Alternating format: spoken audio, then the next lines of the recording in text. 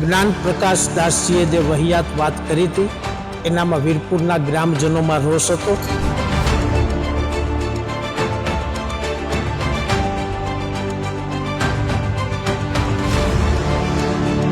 સંપૂર્ણ વીરપુર બંધ નાખવાનો નિર્ણય કરવામાં આવ્યો છે।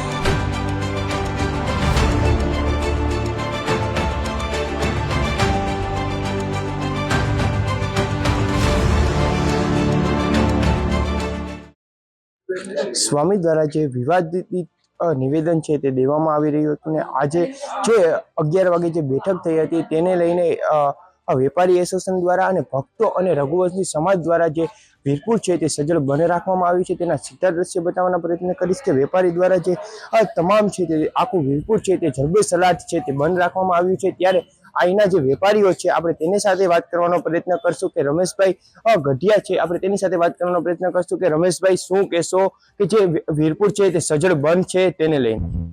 જ્ઞાન પ્રકાશ દાસજીએ જે વહિયાત વાત કરી હતી એનામાં વીરપુરના ગ્રામજનોમાં રોષ હતો।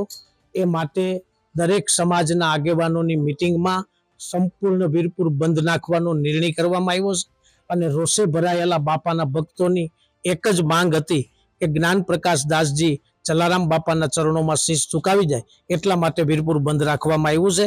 આગળનો કઈ કાર્યક્રમ કે રણનીતિ હશે એ અમે પછીથી જાહેર કરશું। જ્ઞાન પ્રકાશ દાસજીએ જે વહિયાત વાત કરી હતી એનામાં વીરપુરના ગ્રામજનોમાં રોષ હતો। એ માટે દરેક સમાજના આગેવાનોની મિટિંગમાં સંપૂર્ણ વીરપુર બંધ નાખવાનો નિર્ણય કરવામાં આવ્યો છે અને રોષે ભરાયેલા બાપાના ભક્તોની એક જ માંગ હતી કે જ્ઞાન પ્રકાશ દાસજી જલારામ બાપાના ચરણોમાં શીશ ઝુકાવી જાય એટલા માટે વીરપુર બંધ રાખવામાં આવ્યું છે। આગળનો કઈ કાર્યક્રમ કે રણનીતિ હશે એ અમે પછીથી જાહેર કરશું।